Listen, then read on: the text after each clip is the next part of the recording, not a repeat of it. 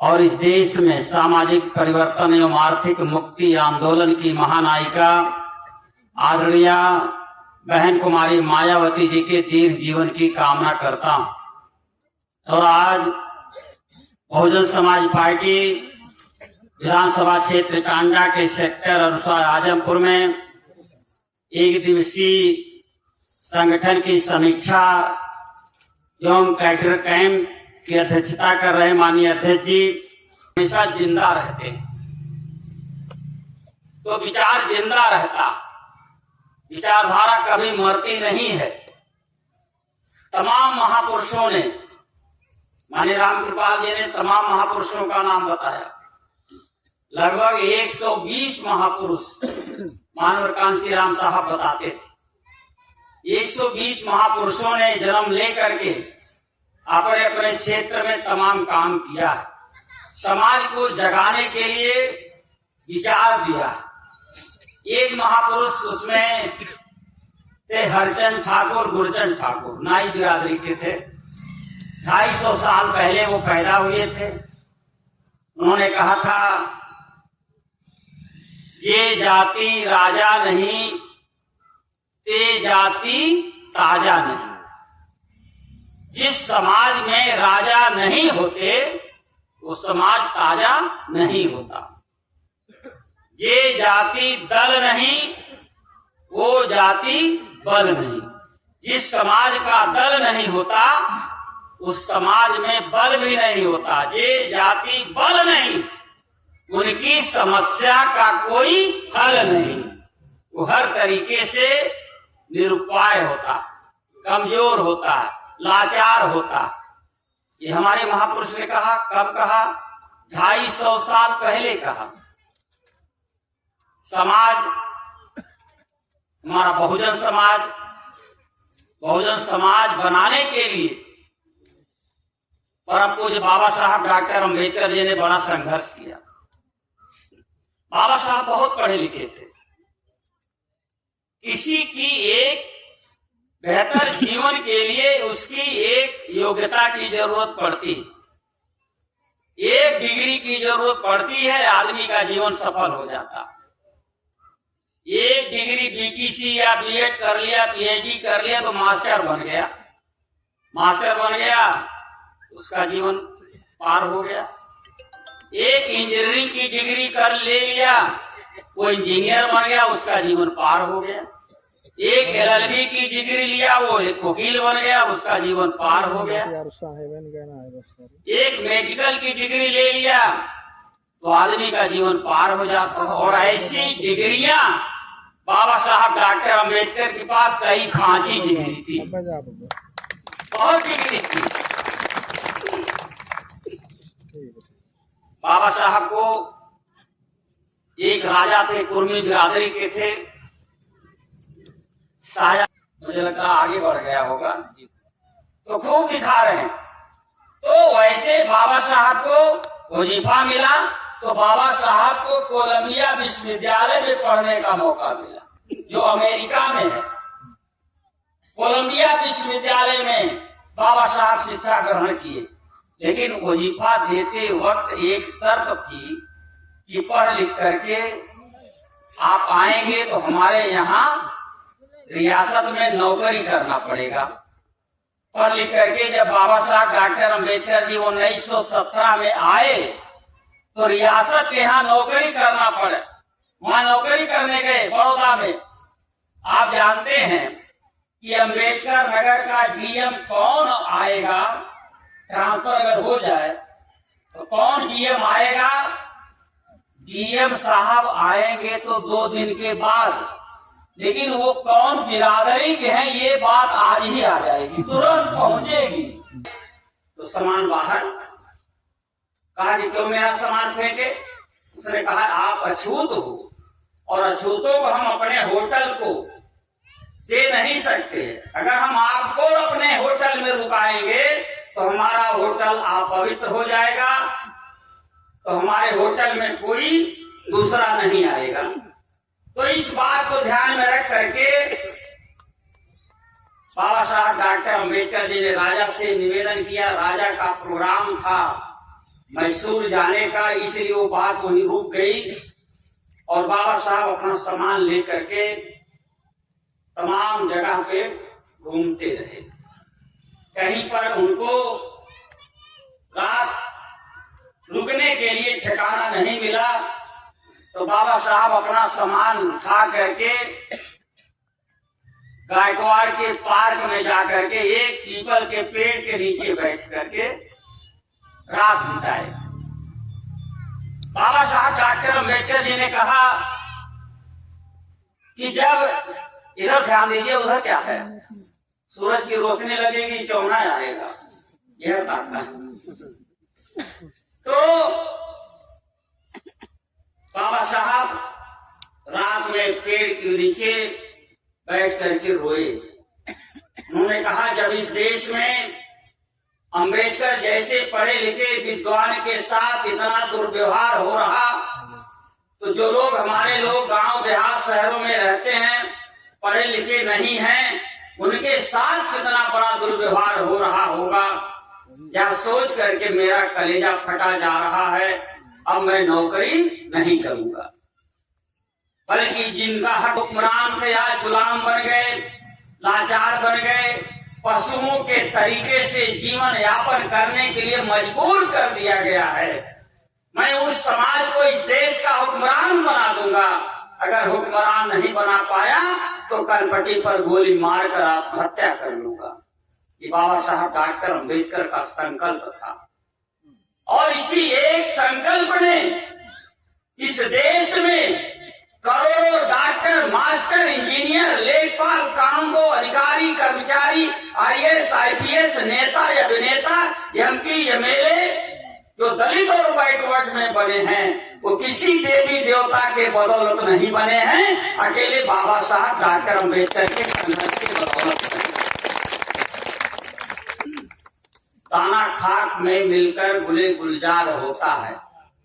आप खेती करते हैं, हम भी खेती करते हैं।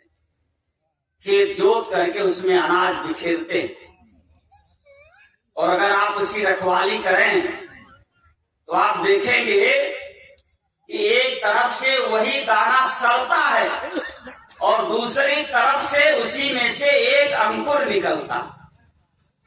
जब तक अंकुर उसका जमीन के ऊपर आता है तब तक वह अनाज सड़ चुका होता। तो एक अनाज सड़ता है तो उसके एवज में 100 दाना देकर जाता है। ठीक उसी तरीके से अगर बाबा साहब डॉक्टर अम्बेडकर जी ने अपना जीवन तबाह और बर्बाद किया तो आज देश के अंदर करोड़ों लोगों की अच्छी जिंदगी दे करके जाने का काम किया। बाबा साहब ने 23 सितंबर 1917 को नौकरी छोड़ा था। 23 सितंबर 17 का वो संकल्प था उनका। और आप जानते हैं बाबा साहब डॉक्टर अम्बेडकर ने इस देश में सामाजिक व्यवस्था के हिसाब से 54 स्मृतियां पढ़ा, 18 पुराण, 18 शास्त्र पढ़ा, 9 शास्त्र पढ़ा, 18 पुराण पढ़ा, 4 वेद पढ़ा, तमाम गीता रामायण पढ़ा और सब में पढ़ करके एक बात उनके नजर में आई, घृतम दुग्धम च तांबूलम श्रेष्ठन्नम तथैव च शूद्र वर्जितम। घी, दूध, पान श्रेष्ठन, शूद्रों को वर्जित। ये पढ़ा। शूद्र गृहे ना बसे उच्च स्थानम वर्जितम। शूद्र को घर में नहीं रहना चाहिए, ऊंचे स्थान पर बैठना वर्जित है। ये सब पढ़ा। शूद्र सवेरे और शाम अपने घर से बाहर नहीं निकलेगा, सुबह नहीं निकलेगा। अगर शूद्र सुबह घर से निकलेगा तो सूर्य नीचे होता है, आदमी की परछाई लंबी होती है, चलते वक्त वो लंबी परछाई किसी ऊंची जात के ऊपर पड़ जाएगा तो आदमी अपवित्र हो जाएगा, उसको फिर से नहाना धोना पड़ेगा। शाम को भी सूरज नीचे होता है, शूद्र घर से नहीं निकल सकता है। ये कब निकलेगा? 12 बजे दिन में दोपहरिया में निकलेगा, तब करिया करिया हो गए। कितना करिया आदमी हो, अब IAS बन जाए तो देखा 6 महीना लागी वो का गोर हो में, 6 महीना में रोगवा बदल जाए। लेकिन आज जरा सा ठंडी बुखार थोड़ा सा है तो डॉक्टर नारी होने देख के आला लगाए कि कहा था तनिकी सवेरे शाम टहरा। ये डॉक्टर हमको सलाह देता है सवेरे शाम टहलिए, लेकिन इस देश की किताबें ऐसी हैं वो सलाह देती है कि ना सुबह शाम तुम घर से नहीं निकलोगे तो दोपहरिया में निकलोगे। ऐसी व्यवस्था थी। जानवर के तरीके से जीवन यापन करने के लिए मजबूर किया हमारे लोगों को। कुत्ता जब से पैदा होता है लैट्रिन करने के बाद धोता नहीं है, कभी दतुईन नहीं करता। कि करता है कुत्ता दतुईन? नहीं। कभी नहाता नहीं है, गंदा खाता है। ऊंची जातियों की थाली में गंदा खा करके खा लेगा, चाट लेगा, तो लोग उस थाली को धो करके उसमें खाना पसंद करेंगे। लेकिन अगर अनुसूचित जाति के व्यक्ति ने थाली छू दिया तो थाली को फेंक दिया जाता है। तो हमारी ये औकात। तो बाबा साहब डॉक्टर अम्बेडकर जी ने संघर्ष किया। छत्रपति साहू जी महाराज वो भी कुर्मी बिरादरी के राजा थे, कोल्हापुर के राजा थे। उन्होंने बड़ा मदद किया बाबा साहब को।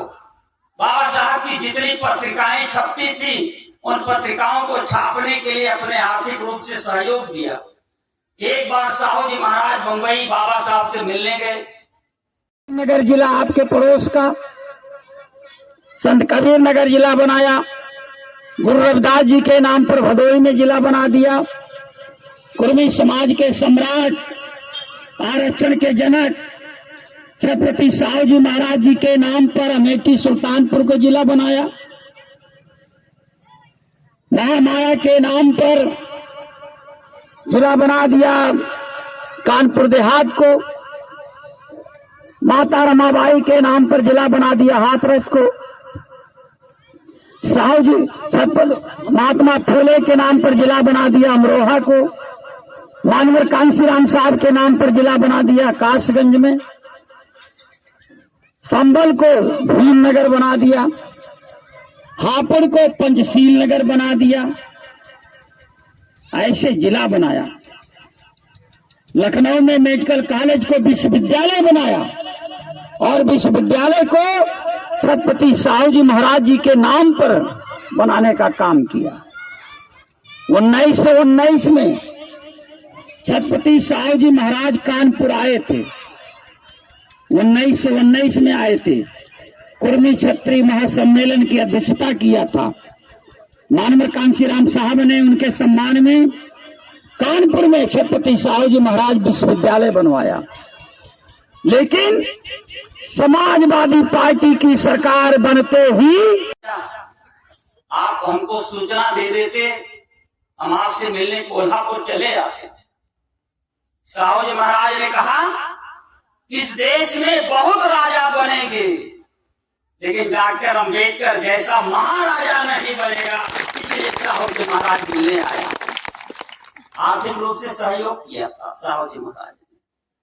बाबा साहब डॉक्टर अम्बेडकर जी ने संघर्ष किया, अंग्रेजों को चिट्ठी लिखा कि इस देश में हमारे लोगों को जानवर से बदतर समझा जाता है, इस देश में हमारे लोगों को दोहरी गुलामी में जीवन यापन करने के लिए मजबूर कर दिया गया है।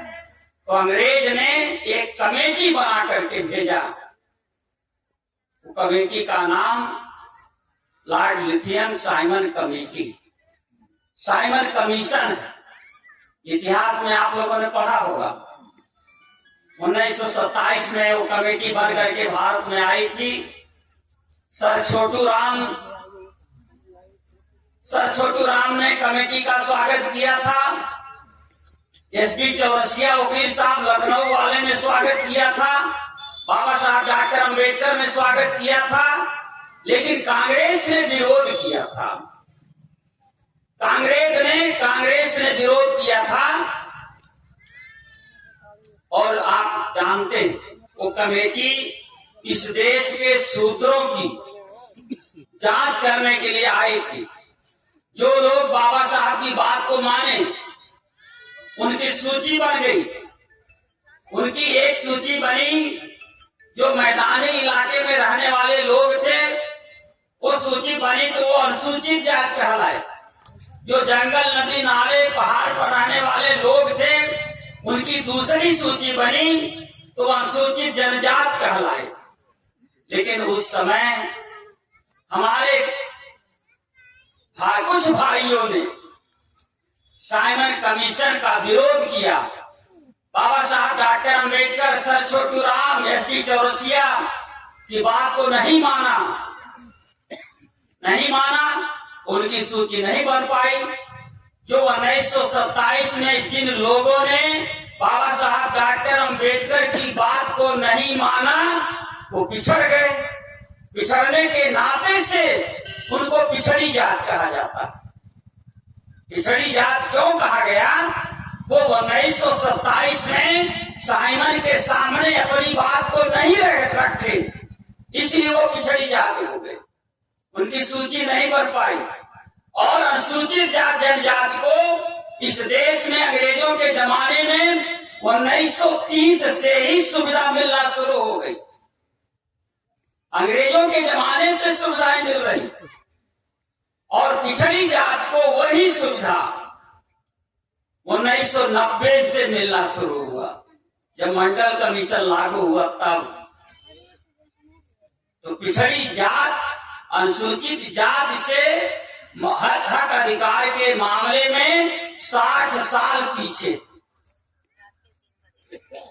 तो इसलिए बाबा साहब डॉक्टर अंबेडकर जी का आप फोटो देखते हैं, उंगली से इशारा करते हैं।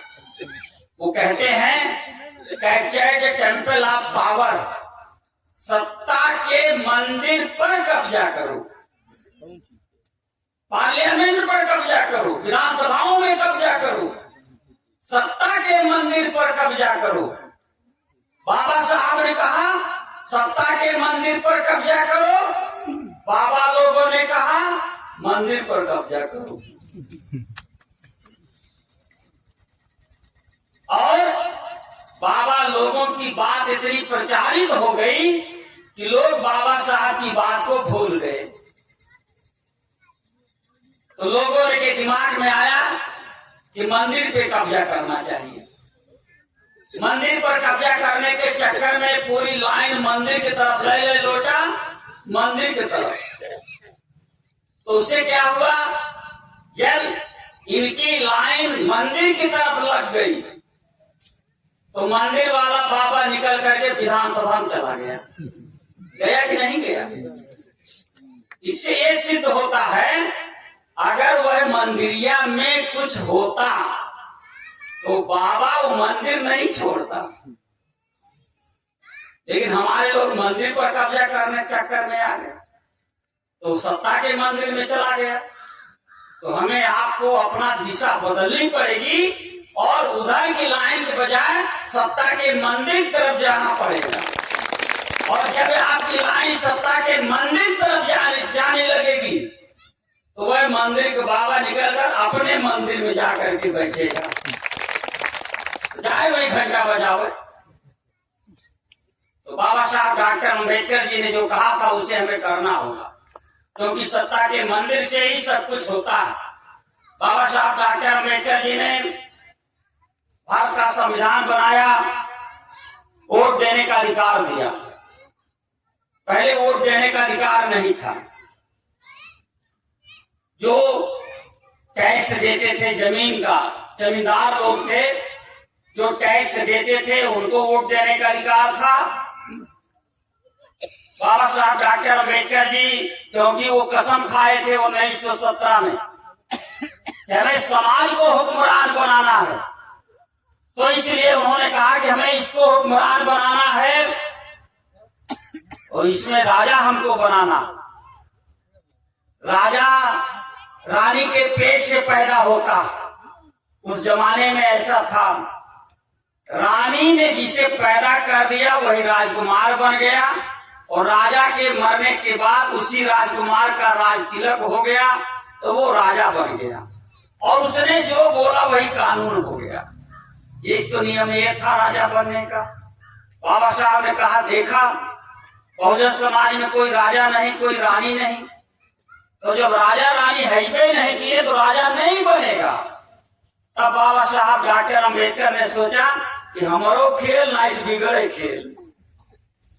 उन्होंने कहा कि अब रानी के पेट से राजा नहीं पैदा होगा, बल्कि लोहे के बक्सा से राजा पैदा होगा। कितना बढ़िया दिमाग लगाया।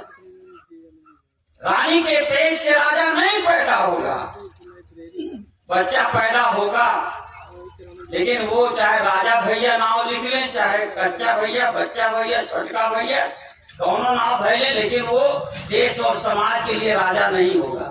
उनके घर का राजा बाबू जरूर रुक जाए।